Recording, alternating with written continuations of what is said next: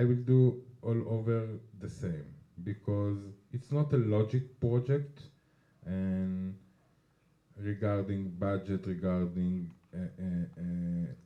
system of how to work. It was very, very hard movie to do, but we were bunch of group of good people that did this movie with a lot of passion, that I don't think that the result was like this if we didn't do it like that. We had in the pilot, actually, in the movie, we have our pilot that is in the middle of the movie. You have the part that they go to steal the potato until that they kill them. This 10 minutes shot 2 years before all the movie. And because Channel 1, the Israeli broadcast, say, what is docudrama, what you want to do, take a small amount of money and let's see what you will do. And we did this. And it was like 20 hours shooting day. And in the end, all of the crew, it was evening, late, cold, forest, and all of the crew start to sing, to tell us thank you that we are doing this project and how much fun is to do movies. And this crew stay with us until the end. So this is the magic of this project. I will not do it again. It's crazy. It's crazy. But we survive. My family, I'm in one, my grandfather and grandmother from my mother's side was in Auschwitz for 1 year and survived. And my father, born in Poland, and my grandfather ran away to Siberia, and my father born in Siberia during the war and survived. His father was dead, and they returned to Poland and then to Israel. So this is my family. Do you know where in Poland exactly? Yes, Częstochow. Uh-huh. And my mother actually is from the Ukraine, the Carpathy areas, but for her it's still Soviet Union because she born back then. Did he have children, or was he? Leonid, yes, he had 2 children. Unfortunately, they don't live in Israel. One is returned to Ukraine, and the other live in Germany. He was not in a good relationship with them.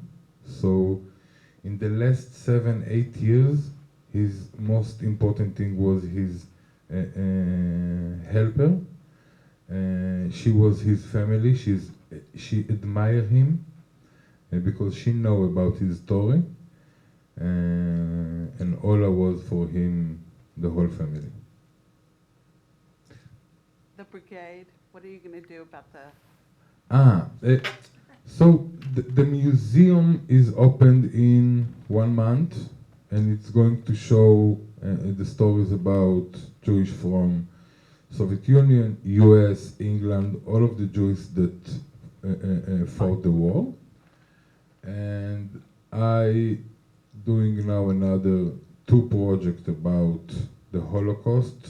So I think that I will continue to do these stories because it's what I love in this story is that he's a hero. He's not a victim. And we all know the stories about the victimized of the Holocaust and the camps and everything, and I'm born from Auschwitz, so I know this narrative. But for me to see that there is Jews that was fighters and say we will not give up to this madness, it's amazing. And I know politics, and I know why it was so important to use another narratives, but now we need to know the whole picture. So for me, this kind of stories is thrilling. Yes. In the United States, there's an ethnocentrism that America defeated Germany.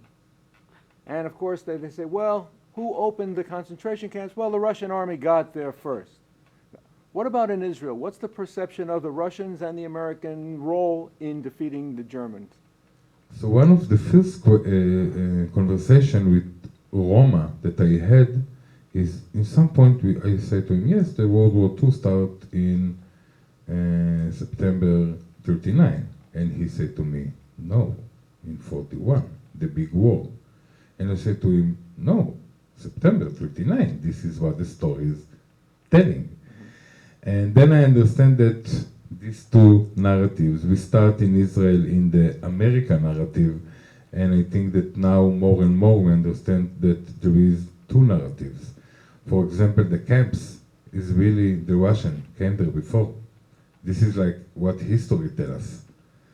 And in Israel, the narrative was very American, and I think that since the big Aliyah in the 90s, we start to change, and this kind of movies help. Mm-hmm. Is there more recognition and appreciation for the Russian contribution to the war in Israel today? Yes. Yeah, Yes. Yes, please. Was Leonard reluctant at first to tell his story? Was this the first time he told his story? Was he reluctant to tell this story? So he told the story in Soviet Union. Many times he wrote a book.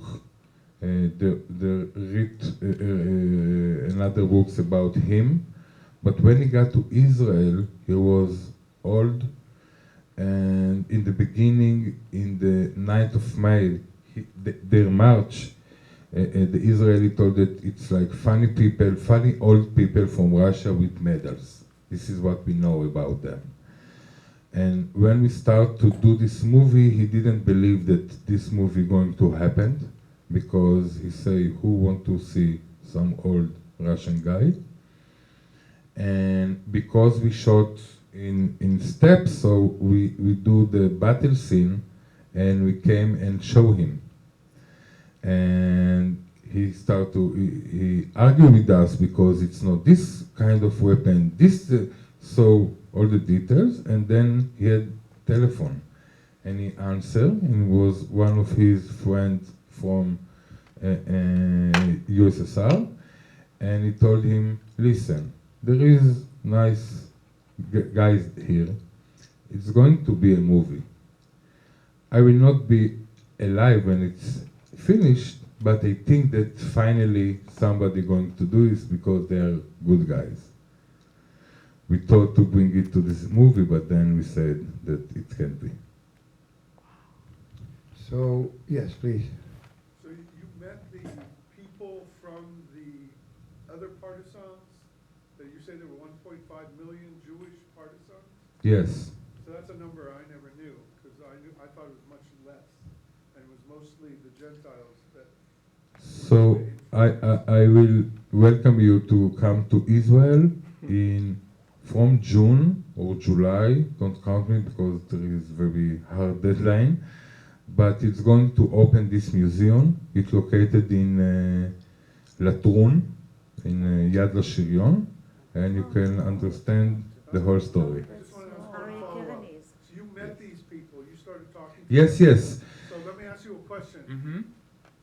A lot of talk is about, the atrocities and the Jewish, Holocaust. How many of these 1.5 million Jews are fighting because they're Jews, and how much were dyed-in-the-wool communists fighting fascists or Germans? I think that Leonid's story is quite an answer, because He doesn't come across as a communist. yes, but he started the war as a communist, Right. not as Jew. And if you were a communist, you're forbidden to be religious. So for them, it's like, this is their mission. And I have more complicated answer, because I think that for us it's very easy to say that this is our war. But you know what is the number of Russian people that killed in the war? 25 million? The numbers today, they talk between 20 and 40 million Russian. Okay? So it's crazy. I go to some school. I got to some school in the beginning that we scout location, and it was old school, and it's like the portrait of each class. And we went with some of the principal that he been there as a child, and you see a picture with 40 people, and you say from that class, 2 men survive. From that class, no man.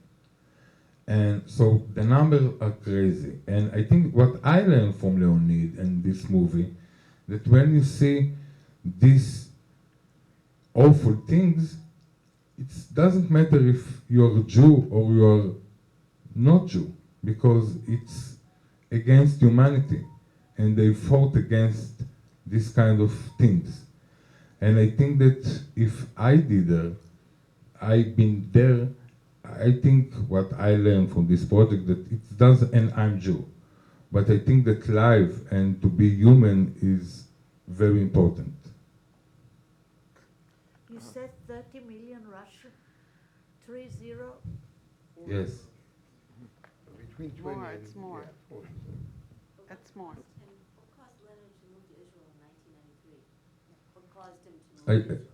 He was already in pension, and I think that he wanted to tell the story because he worked a lot in USSR to tell the story about, of the soldiers. So I think that he wanted to do it in Israel also, but then the atmosphere, the compliment, and like, it's killed it.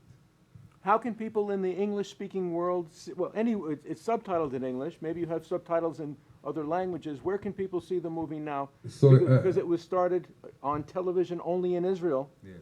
Where else can people see the movie? Okay, so this movie has weird journey because it's not cinema, it's television movie, but we made it as a cinema movie.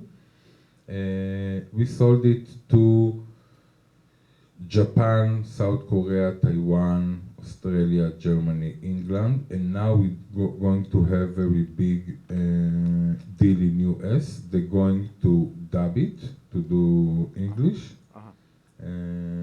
So it's going to be in the For next- theaters, yes, theatrical release I first? think I'm not yes. a streamer. It's like now we are in the deal, so I don't know exactly the things, but it's going to be in US this year. Congratulations. Thank you. Good for you. So, thank you very, very much for Thank coming. you. Thank We you. appreciate very much. We are sorry that those seats weren't filled, but what can we do? Probably the corona is still here, Yeah. and we don't know. And it's Mother's Day too. And it's not really Mother's Day. It's a double Mother's Day because it's maybe the first time that really people getting together with their grandmothers and parents and kids Right. in the After a long time. of a long time. So I think this was a big Mother's Day. And it's late. So are you having the museum together with the Shirion? No, it's like the head of the museum is former officer in the Shirion, so this is the reason that he started to do it there. But it's like it's a It's project not of the Arya Keren, of Israel. It's not Arya Keren. No, Okay, because he was. Zvika Kantor. Who's that? Zvika Kantor. Cantor. Have a great evening. Thank you very, very much for coming.